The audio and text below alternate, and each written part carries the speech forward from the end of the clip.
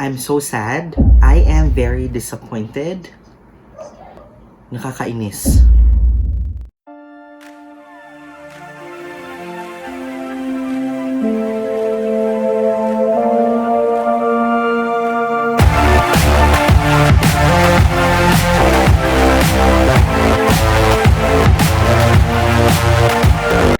Hi guys! Welcome back sa ating channel sa isang panibagong video. So for today, pag-uusapan natin yung kakatapos lamang na Miss Grand International. Just a little bit of a background, ang Miss Grand International is a Thai-based pageant. So every year, it has always been controversial from the results, from the production, from the president themselves. It's very controversial. So, yun ang pag-uusapan natin today. Number 1, yung pageant itself. Number 2, yung resulta. Number 3 is anong nangyari sa ating representative. And pang-apat naman, let's talk about the toxicity within the pageant community. So, mga hindi ko pa subscriber dyan, please click the subscribe button. Thumbs up this video if you want more of this type of video. And also, please don't forget to share. Hindi po ako pageant expert, hindi po ako pageant training coach. I'm just a regular pageant fan, enthusiast who always watches beauty pageants from Miss Universe, International, World, and even Miss Grand International. So, lahat po ng sasabihin ko today is based on my observation and on my opinion. Kung magkaiba man po tayo ng opinion or observation, then let's respect each other's opinion. Ganun lang po. Maraming salamat. So, first, let's talk about the pageant itself. So, let's give props siguro sa pageant for providing us a very good show, for having a good production. Makikita nyo naman yung good camera works, the music, and from the pre-pageant activities of the girls, from the preliminaries until the final show, it's a top-tier beauty pageant, if titignan ninyo. And they also provide the same suspense and kaba tuwing nanonood ka, the same as yung kaba na feel mo tuwing nanonood ka ng Miss Universe. Well, at least for me, it's the same type of feeling na kinakabahan ako para sa representative for the other girls and all of those things. So, supposedly for today, I'm going to make a review or an observation video of what I've seen in the pageant. But I guess hindi ko na yun kailangan gawin kasi I think all of the viewers right now, most of you already know what happened, what are the twists and turns during the pageant themselves. So, ang pag-uusapan natin ngayon is yung Q&A portion from the top 5 until the top 3. So, during the top 5 Q&A, yung tanong nila is, anong pipiliin nila? Would they close down the border? Or would they open it at the risk of exposing their citizens with the COVID-19? Tama pala, let me thank the organization for bringing this topic into the pageant scene, making sure that the pageantry is still relevant right now, even though na may pandemic tayo. So, on the top 5, we have Miss Brazil, Indonesia, Philippines, USA, and of course, we have Miss Guatemala. So, all of the 5 girls answered that they would close down the borders because they think that the people comes first before any economic gains. So, I think at that point in time, lahat sila magaganda yung answer eh. So, I think the judges during that point judged them based on the delivery, based on how sincere, and based on how they communicated their answer to public. So if you're going to look at all of the 5 girls, the most effective for me was, to be honest, I would give it to either Philippines and Guatemala when it comes to how effective they deliver it as a spokesperson during the Q&A in the top 5. And then there's USA. So you would see that's the reason I think bakit si Miss Indonesia and Miss Brazil got the 3rd and the 4th runner-up respectively, because yung kanilang delivery compared to the other 3 girls, which is Guatemala, Philippines, and USA, was far less effective kung sasabihin natin. So, with the results of the top 5, yung sa fourth and third runner-up, I don't have any questions about that. I really understand why ganun yung resulta niya. So, yun, in-announce na nila yung winners, and this is where the twist and turn started. Nung sabi ng host na we're going to stop the announcement, hindi natin i-announce kung sino ang second, first runner-up, and the title holder. It's mainly because nag-equal sila sa result. So, at that point, medyo confused ako, and I believe kayo din eh. Why and how in the world that those three representatives got equal scores? That's a function of kasi hindi natin alam paano sila gina-judge, what was the criteria, what is the scoring range. We don't have any knowledge of that. Maybe mathematically, that's why we question intuitively na bakit nag-tie silang tatlo. How does it make sense? No. Why? It's because we don't know how they are being judged. Maybe there is a reason behind it.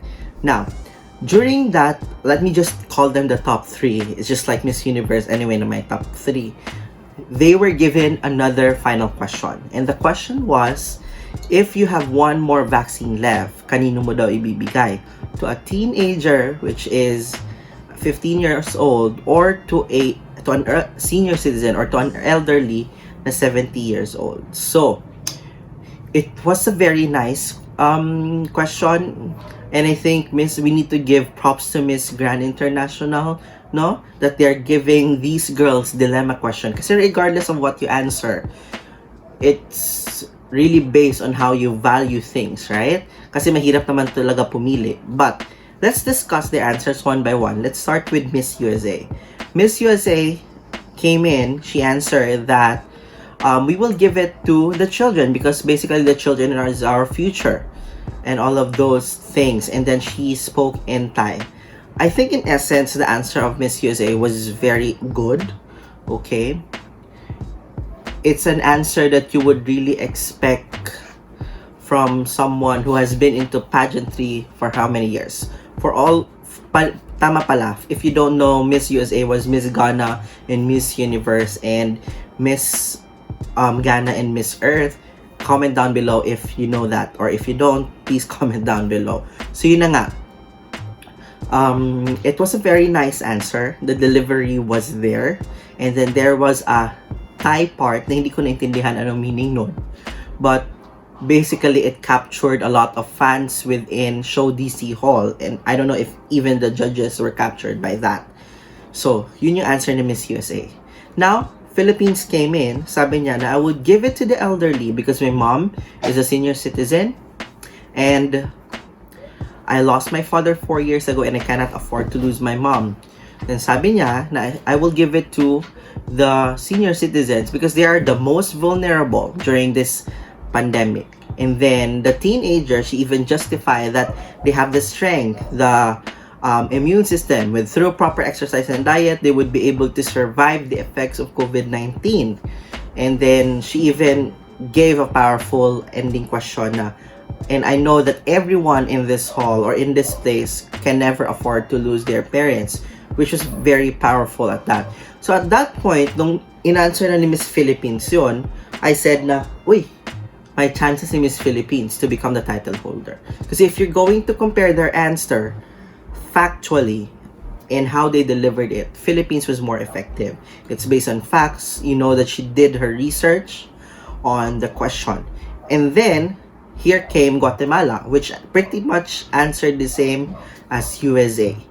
It's just that there are stumbles. She stumbled on the delivery. There are times na nauutal-utal siya. You know that she's not being confident during the delivery of the answer. Now, yun yung tatlong answer na binigay nila during the final Q&A or during that dilemma question. Now, the results were announced. The second runner-up was given to Miss Guatemala. Okay? So, at that point, I would understand. Because comparing it naman talaga to Miss USA and to Miss Philippines on how they answered the question, Guatemala was really not that at par sa dalawang representatives from Philippines and from USA. So I understand the question. But at that point, if Guatemala got the second runner-up, and the answer is the same with Miss USA, I was thinking that maybe, it's Samantha Bernardo, right? Si Samantha yung magiging title holder. Because USA, she got the same answer. I mean, she has the same answer with Miss Guatemala. So, yun. And then, the suspense, and all. And you would even hear on the background that the Thai fans were shouting Miss USA as the winner. So yun, pag-announce, yun na nga, in-announce na si Miss USA ang panalo sa competition. At first, sanabi ko, paano? In what world? Is that true? So hindi nanalo yung answer ni Sam? Those were the very first questions that run into my mind. Sabi ko, paano nila ginudge? Yun nga, we don't know, right? So, let's dissect each of the answers. Let's group the answer of Miss USA and Guatemala as one, and let's group let's have the answer compared to Miss Philippines answer. Kasi Miss Guatemala and USA have the same answer. Si Philippines lang naman yung iba yung answer sa kanila. So let's dissect their answers. Kasi I'm seeing a lot of vloggers and pageant reviewers right now who agrees with the decision. Kasi sabi nila, the question is a trick question. It's because assuming in a world na isa lang nga, it's a very hypothetical, isa na lang yung vaccine, kanino mo ibibigay? It's either sa teenager or sa elderly. And they said na the reason why USA won is because the answer was very practical, na ensuring the future generation, it's very important that we give the vaccine to the teenager kasi they have a better hope in reviving the community. And as opposed to Miss Philippines, kung ibibigay niya lang to sa elderly. So, I think naman regardless of what the world is, kung meron pa bang future vaccines or isa lang yung vaccine na darating to begin with, the answer that Miss Philippines gave was encompassing. Meaning, it goes whatever the world you're trying to portray or painting. So, let's take the answer of Miss Philippines in the world na pinoportray nila na isa na lang yung vaccine. Who would you choose? The teenager or the elderly? So, yung sabi ni Miss Philippines or ni Sam, sabi niya na we would give it to the elderly. Kasi nga, si teenager has a better chance at survival. Right? So, has a better chance of survival kasi mas malakas yung immune system nila. So, what she's trying to do, even if ganun yung world niya, is that binigyan niya ng vaccine si elderly, si teenager without a vaccine might be exposed to the virus, technically, right? But the teenager has a higher chance of survivability and recovery, provided na bata pa nga siya. So, in Samantha's answer, in the world that they are portraying, at worst, si teenager exposed sa virus but has a higher chance of survivability. Nakasurvive yung elderly, the teenager at worst has been exposed to the virus, however, has a higher chance of survivability.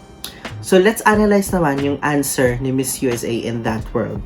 So, if you're going to give the vaccine to the teenager, technically, the teenager would be safe. However, the elderly that would be exposed to the virus will be dead technically because they have high risk and lower chance of survivability. So the best case scenario of USA and Guatemala's answer, yung teenager mabubuhay,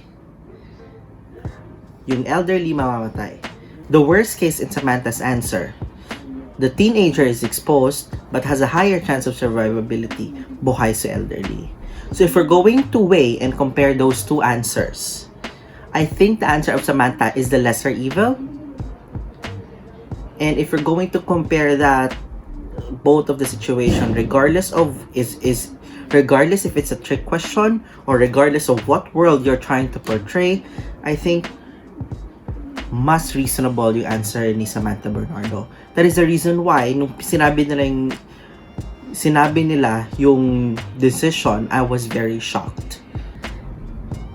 That was the result. I feel sad and disappointed. I almost went into believing na baka tama siguro yung sinasabi na it's a cooking show. And then when I went to Facebook browse all the social media na pinost na winner si Miss USA, there's a lot of bashing coming from the Filipino pageant community. Like tinatawag sila si USA na negra, ano pa. Basta all of those racist remarks, sinasabihan siya na she just won because she's speaking in Thai. I was very disappointed na hindi nanalo si Sam. I was very sad. But I think what makes it more sad for me is how some of the Filipino fans reacted. Kasi we are the greatest fans in the world, but we are not that type of fans that would go to social media and bash a candidate making racist remarks about her skin color, about her hair, about her eyes, her nose, and all of those physical appearances just because hindi nanalo si Sam Bernardo. Which is very disappointing. Kasi us Filipinos should never step down to that type of level. Kasi alam natin paano ma-discriminate. Because we are better than that. Right? We are the greatest fans in the world. So let us be the better person. Kasi you need to realize that yung opinion natin ng bawat isa, it's different. So my winner might be different from you. My winner might be different from her. So iba-iba tayo ng opinion. And iba-iba tayo paano natin i-judge or i-assess yung pagkatao, yung beauty, yung brains ng tao. Kasi you also have to realize, no, the pageant or beauty pageants are not entirely objective. Hindi sila objective, no? Yung mukha mo pang 7 lang. Yung tangkad mo pang 8 lang. It's not like that. Yung answer mo pang 6 lang. It's not like that. Kung ganun kadali, then the pageant community should not be evolving. It should have stayed the same kung ano yung standards nila before. But the mere fact that we are now accepting Black beauty, Asian beauty, they're even in the top 5, it means that the pageant community as a whole is evolving, it's growing, it's developing itself to become a better type of community which is relevant. Diba? So, yun lang. So, yung judging, there might have been something that they saw on Miss USA that we did not see. Because, again, yung pageantry, it's not just about how you answered, how you walk, how beautiful you are, but it's about, were you able to capture the judges? Kasi yung judges mismo, yung magpapanalo sa'yo eh. Regardless of how the people think, if you weren't able to convince your judge, then wala pa rin. I'm not defending the Grand International Organization or Miss USA, or I'm not saying na Samantha should not win. But what I'm saying is, let us be a responsible beauty pageant fan. Let's not bash anyone just because hindi sila nanalo, and let's respect each and everyone's opinion. We don't know what happened during the judging. That's the result. It is what it is. It's irrevocable. Do not let that get the best out of you to the point na mababash na tayo. Alright? So, yun lamang ang gusto kong pag-usapan natin. It went from very jolly to a very serious tone. So, maraming salamat sa pakikinig and for watching this video. I hope you like what I said, and I hope that in the future we become more or we become better pageant fans in the future, especially na upcoming na nga, no, yung Miss Universe. So please comment down below if you're also excited about the Miss Universe pageant, and also if you want more content just like this, nag-uusapan tayo about what we love, and then let's discuss everything. Just comment down below and we're going to make that on the upcoming video.